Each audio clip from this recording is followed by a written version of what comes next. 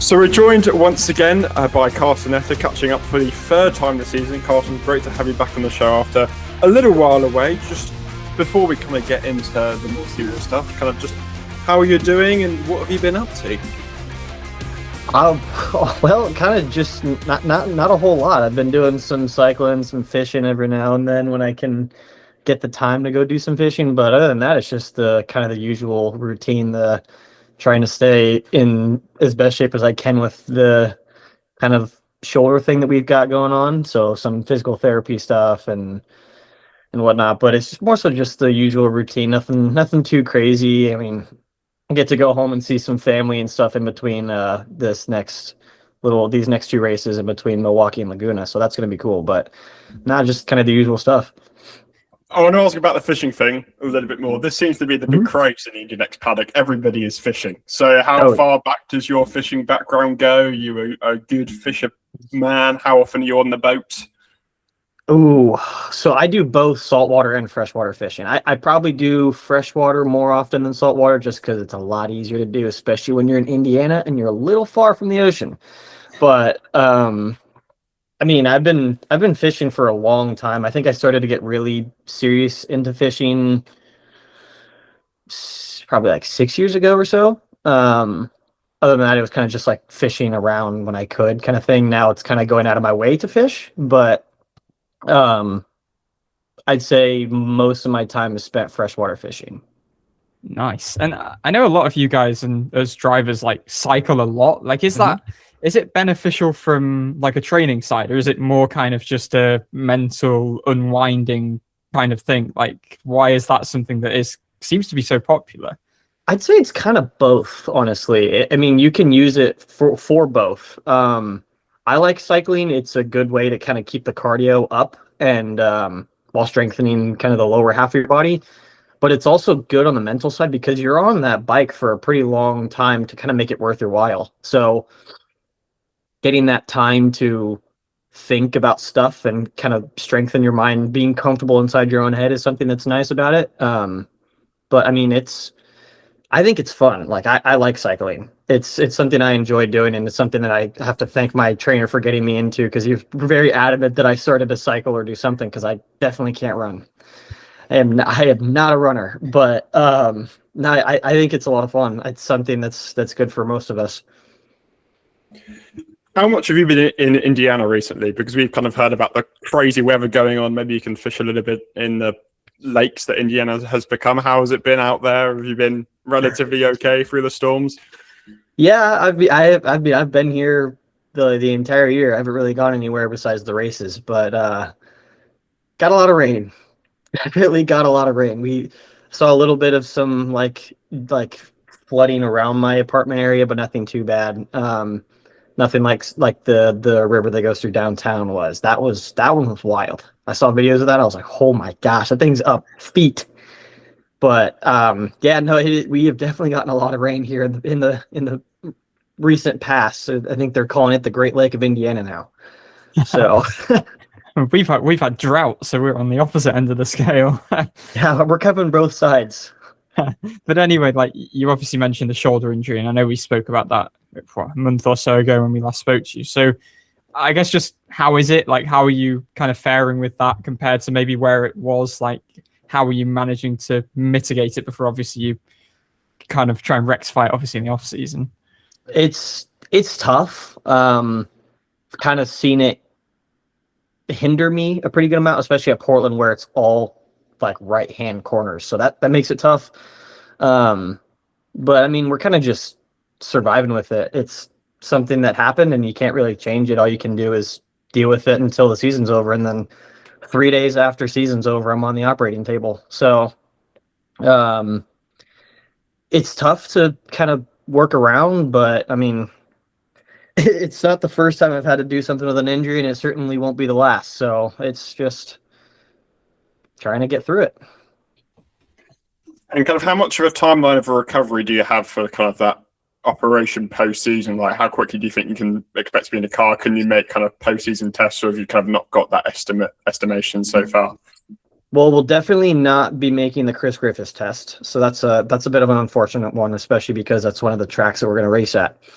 Not to mention it's probably like the crown jewel for us in Indy NXT is racing at IMS. So that it sucks, but I think we're looking right around the 4-month period is where we're going to be in terms of able to drive the car again at a competitive level. So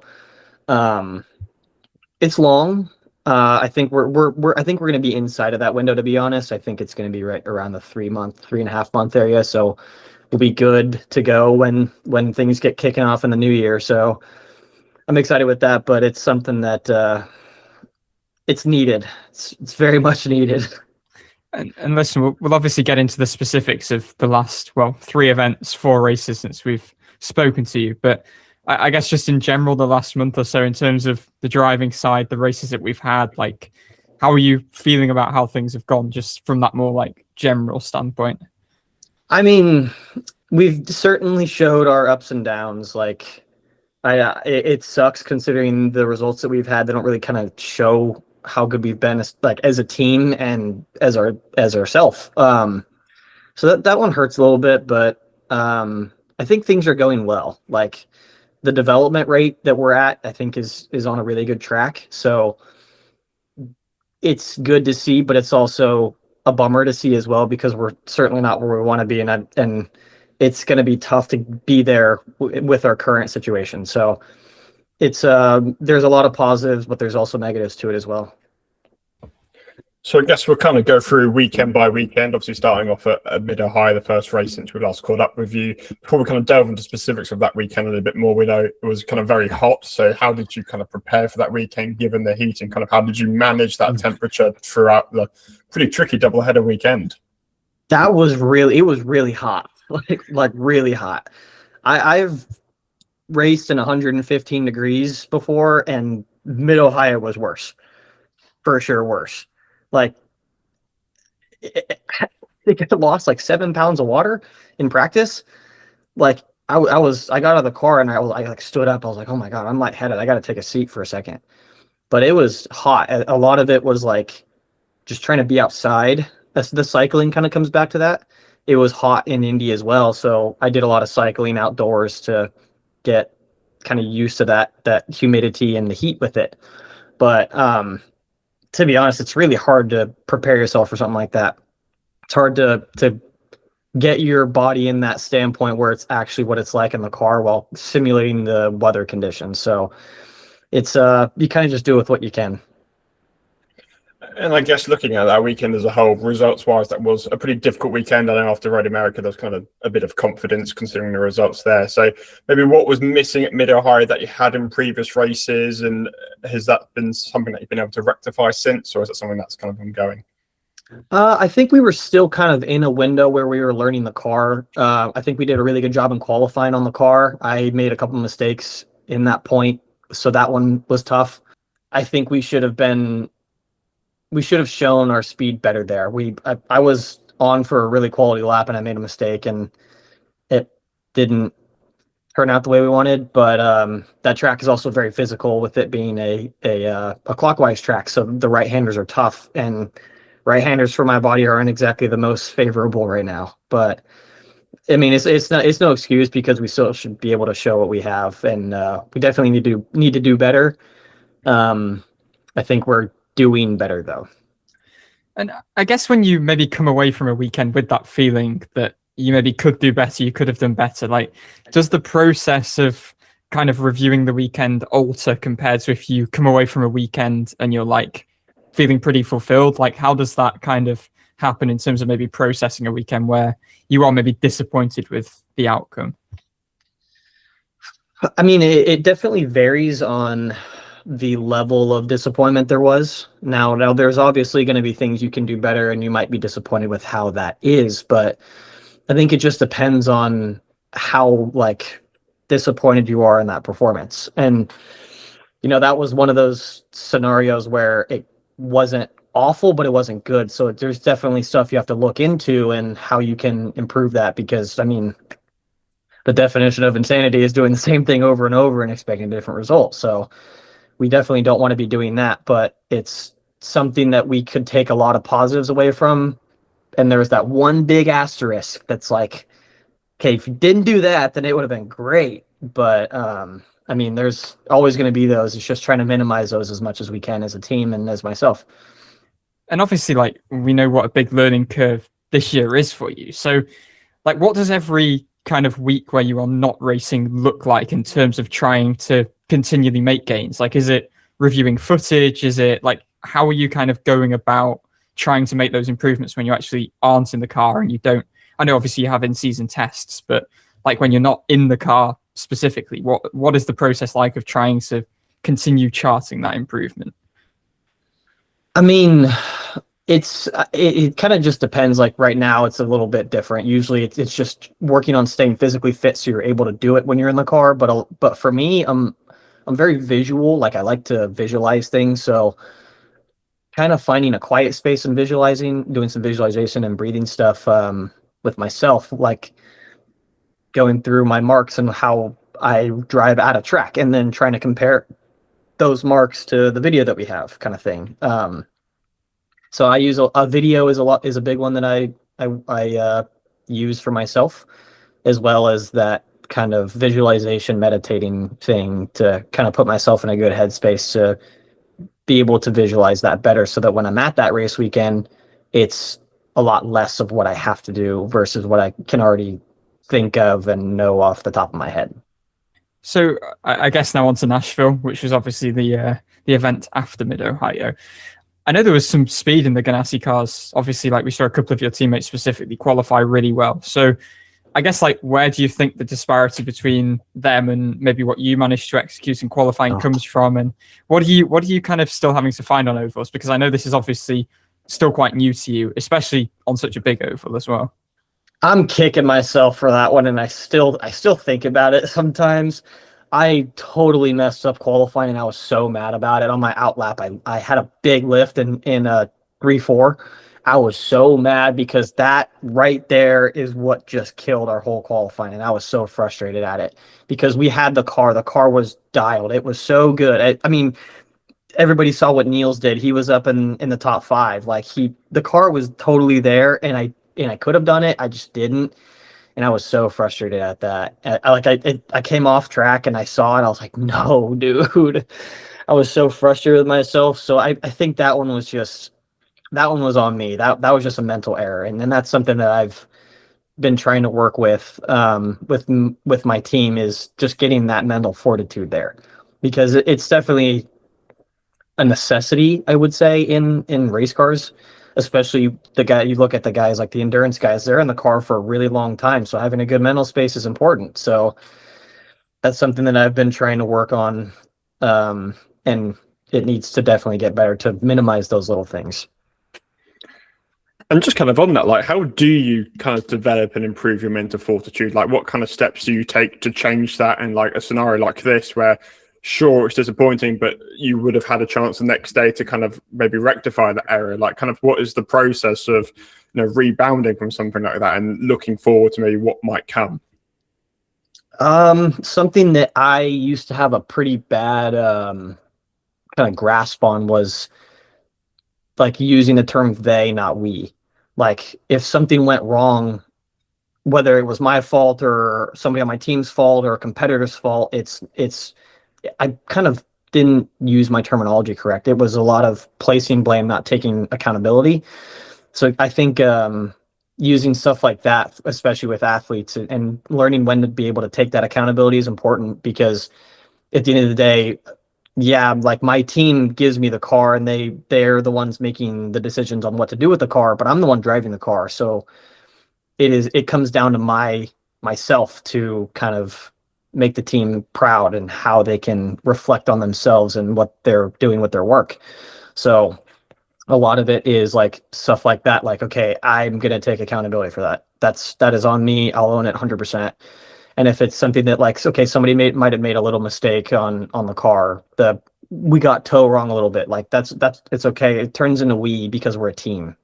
It's all of us as a collective, not one singular person. So I think a lot of that comes down to the mental aspect of keeping yourself on the right headspace and not kind of getting it conflicting with your team.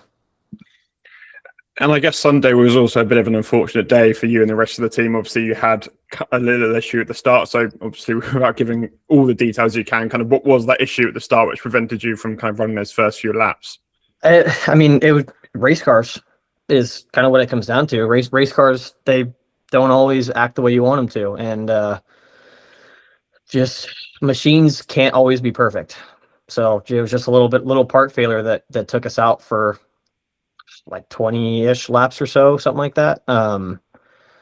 But it's just one of those things where you just kind of have to wear it on the chin. It happens. It's a car. It's not always going to be perfect every time. So you just got to look back at it, acknowledge it, and go into the next one. And obviously, kind of when the issue is resolved, you're then kind of out trundling around, laps down. Like, what is that experience like where you're in the race but not in the race? And I guess in your position as a rookie, like, can you accept it as kind of, okay, I can at least learn something here? Like, what's that like? It was definitely the second that it happened, and I saw kind of the leaders go around me a few times when I was sitting in pit lane. I was like, okay, we're going to learn. This is no longer a race. This is practice. We're going to practice as much as we can. I'm going to try different lines. I'm going to try running the high lane by myself. I'm going to play with my bars a little bit, stuff like that. So it turned into just trying to salvage what we could out of the day. I mean, obviously you want to be in the race contending, but if that's not going to work, then what's the second best option? Okay, let's go practice some stuff. So that's kind of what we did, and got some good value out of it. So I think it ended up being a productive day. Not what we wanted, but it was more productive than it could have been. And I guess if we look at the weekend as a whole, obviously it was a pretty disappointing weekend, but from your perspective, this was your first time racing on an oval at kind of that speed where you're effectively flat out the entire way around. So just kind of, what was the feeling of that? Like from a driver's perspective of racing around this oval at ridiculously high speeds, it's the highest speed you'll go over the season. Just how much did you kind of enjoy that experience? That track is so fun. It's fast and it's fun. I like it. I think that's the most fun oval we have on the calendar. Like it rewards the bold, I would say. So it's fun to be able to do that. And a little mistake there is a big mistake. And like it's fun, and I can't wait to go back. And you mentioned a little mistake can become a big mistake. And is there kind of a fear factor associated with that on ovals? Because you hear a lot of the top F1 guys who go, I don't want to go to the IndyCar because of the fear of going on these high speed ovals. So kind of from your perspective, like, is there any fear, like maybe of kind of the repercussions of crashing and racing at that speed? Is maybe the approach change at all when that's considered? Kinda, but like not really at the same time. I think there's a difference between fear and panic. Fear is healthy, panic is deadly. So when people get into those scenarios and the latter takes priority, that's when things become bad and bad gets worse. So it's not really, I'd say, I'm not scared of doing it. It's more of like, hell yeah, let's go do it. This is going to be fun and the stakes are high. So let's do it. Like, why not? So it's not really a bad thing for me. I'd say it's a good thing in all aspects. Nice. And I guess we'll get on to the next round being Portland. And I believe actually that the qualifying was your best of the year. So yeah. What do you feel like I mean, I guess just talk us through that, and like, what do you feel like maybe you nailed there that you hadn't done beforehand, and just what's that improvement been like in qualifying on road and street courses across this year to kind of reach a point where you are maybe not where you want to be, but you're at least in the best place that you have been? Yeah, I mean, Portland historically is one of my better tracks in all the categories I've raced there. They've usually been one of my better ones. So I know coming into Portland, we knew it was going to be a good in terms of speed, but the race pace obviously it's a tough one. But it just connected with me a little bit better, I think, than some other tracks. It was another one of those where we should have been higher than we were, but I made a mistake on my fast lap that ended up costing us like 3.5 tenths. So that one hurt a little bit, but no, it was a good showing. I think it was more along the lines of what I've been hoping for most of the year. So that was good. But obviously we want more. We're not where we want to be at. So there's just those little things that we can keep picking away to kind of make that better. And obviously, then looking at the race, there was the error, I believe, at the end of lap 1. So, what happened? Like, just talk us through, like how that occurred, and ultimately how you could maybe have avoided it in future. Honestly, I don't know. I'm still kind of scratching my head at that one. I think I was up like 7 spots coming out of turn 2. I was like, this is great. Like we're on a good one. And then when I went around, I had taken that corner, like where I got on power, I did it the exact same the lap before, and I was confused because when I did it the following lap, it just spun on me. I was like, that's not right. But it sucks. It did suck.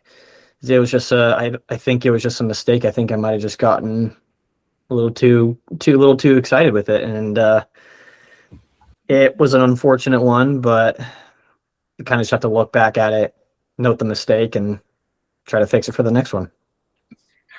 And I guess kind of reflecting on that weekend, your best qualifying, you had made a pretty good start, and all this considered with your kind of shoulder injury, which was holding you back a little bit. So kind of maybe what is the overriding feeling of that Portland weekend where the pace was improved maybe in comparison to some other road course races that we've seen this year, but ultimately there's no result because of that error we've just mentioned? I mean, it's a little frustrating. I'm not gonna lie, knowing that you can do it, but you can't do it at the same time. So I mean, kind of what we're idolizing is that qualifying pace and the practice pace, knowing that let's go. We have the ability to go out and do 8 laps at 100% before our shoulder might fall off or something like that. So it's a bit of a frustrating one having it being as rough as it is, but it's what it is. So just kind of got to deal with it. I know it's something we spoke about quite a lot in the first episode we had with you, with Chip Ganassi Racing expanding from 2 cars to 4 in Indy NXT, and there was kind of a little bit of a teething period kind of at that time when we spoke in Indianapolis. So kind of how are the team now? Is it more, would you say it's more kind of gelled? Is the team going to be operating at the peak level you think they're capable of now? So kind of, just kind of tell us a little bit about that to kind of your extent of knowledge of that operation. I still think we're going to get better. Like, I don't think we're at our ceiling yet. And I mean, if you look at the history of how Chip Ganassi is, they're not a team that settles for where we're currently at.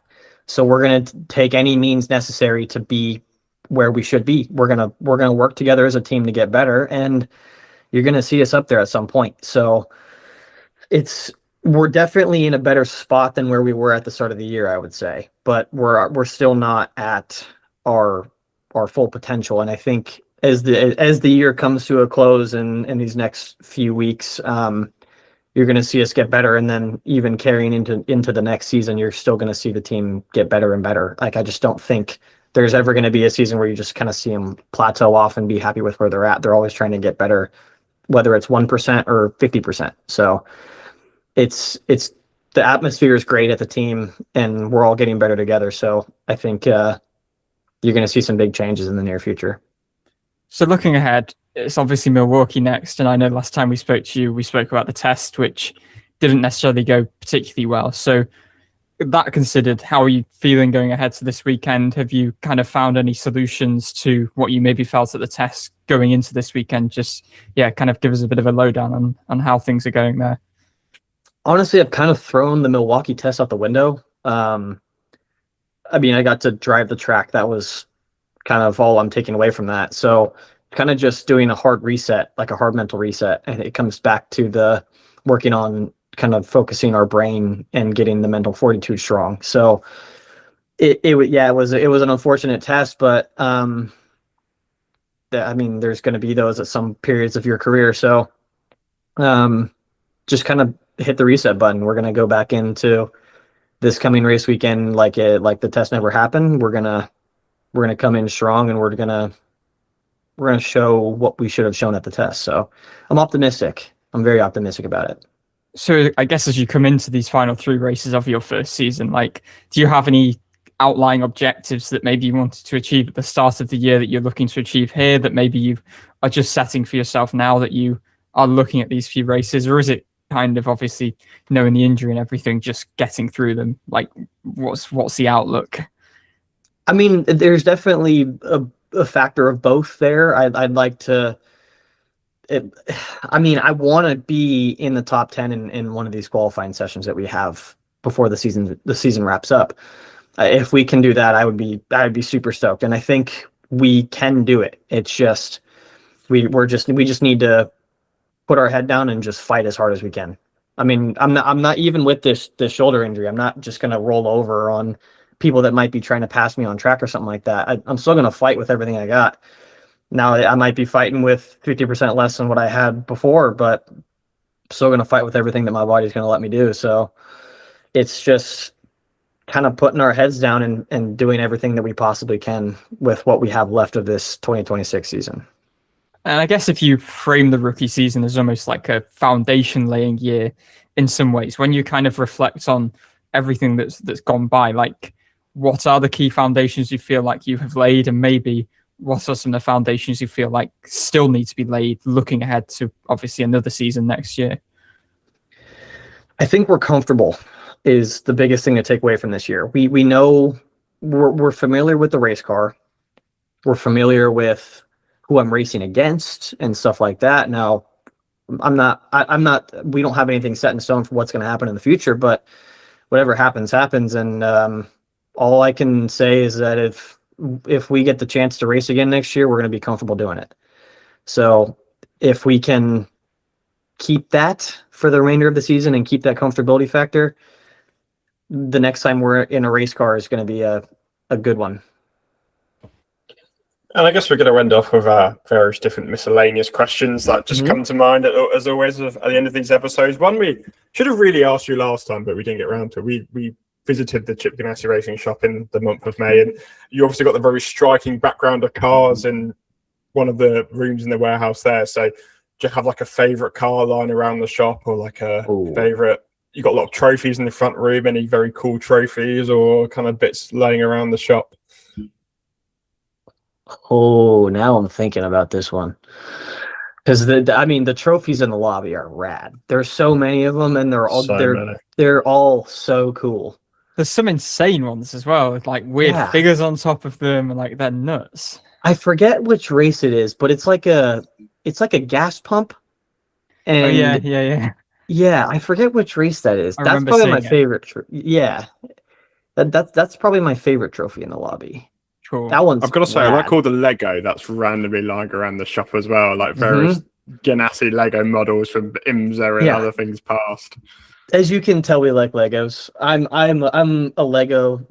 I used to be a big Lego nerd when I was a kid. I built Legos all the time. So yeah, I want to like make a Lego of my race car. That would be like starstruck kid moment right there.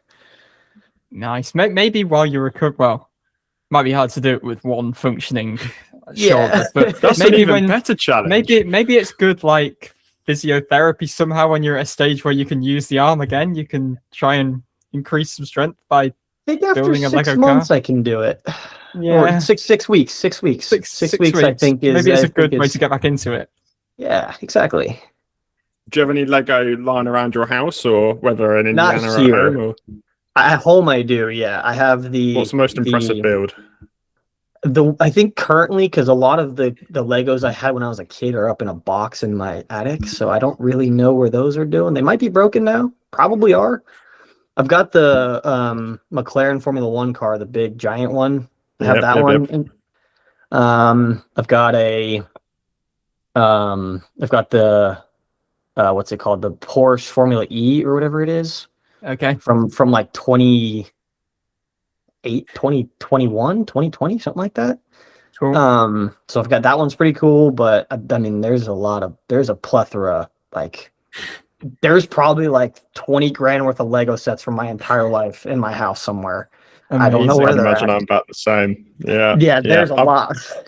I got the World Cup trophy of the week, so that was a pretty cool one. So that is really cool. I've gone through my camera and I saw, I've got a picture of the Ganassi kind of Ford EcoBoost car that's in the lobby from the Daytona victory all those years ago. So we don't even want to touch it. Very, very we cool get one. like an aerosol can to clean it, just like spray it off with some air. It's like, because we don't know if it's glued or not.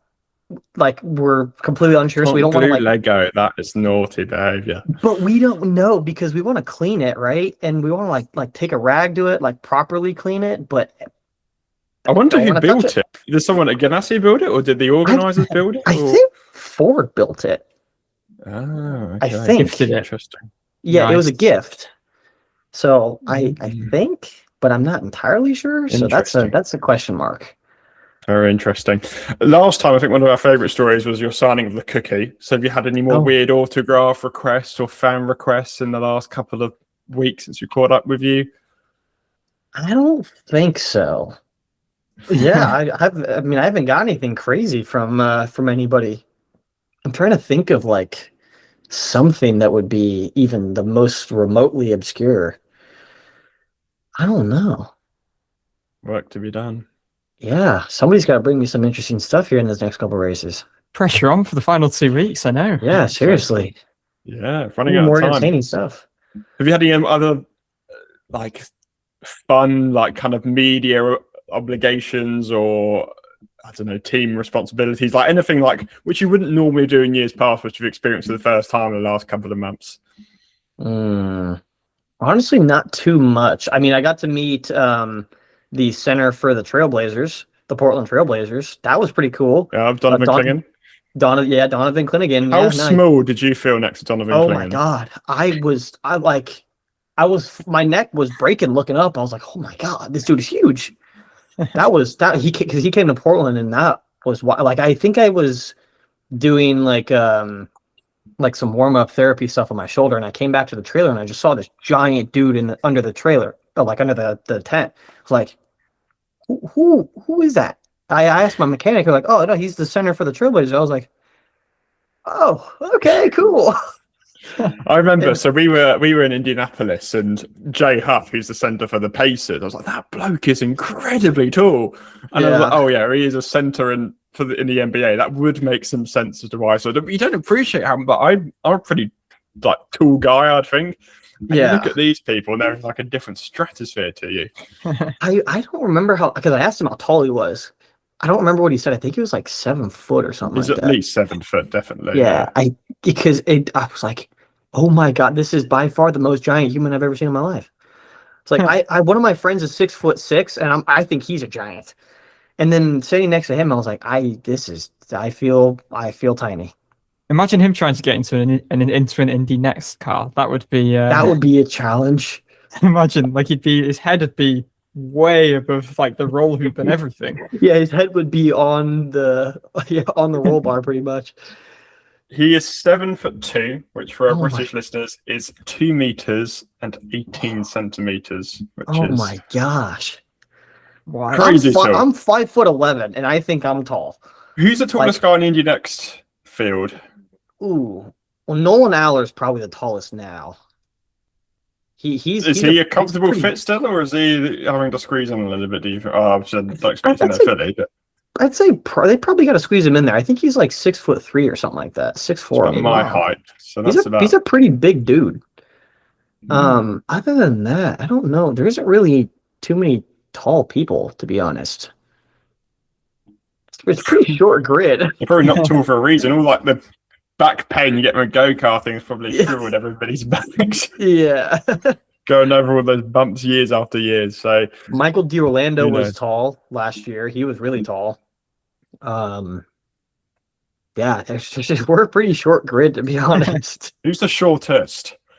It's got to be Enzo. On the other side of things. Oh yeah, it's got to be Enzo. It's Enzo or Nikita. So maybe there's something important about being small in Indy NXT driver if they're top 2 in the standings. Of the two I guess that's true. Yeah, you take some smalling pills or something. Yeah, got to be a jockey. Got to be a horse jockey. Sure, they've got an alternate career if they don't make their IndyCar dreams. Yeah. Anyway, Carson, it's been great to catch up with you again. Obviously, we'll catch up with you again later this year. Obviously, we're going to leave you rest after the Ganassi and get your shoulder sorted. But once All as well. It'll be very good to catch up with you again. And yeah, appreciate your time once again, and good luck in these last couple of races of the year. Cool. Thank you guys very much. I appreciate being on here.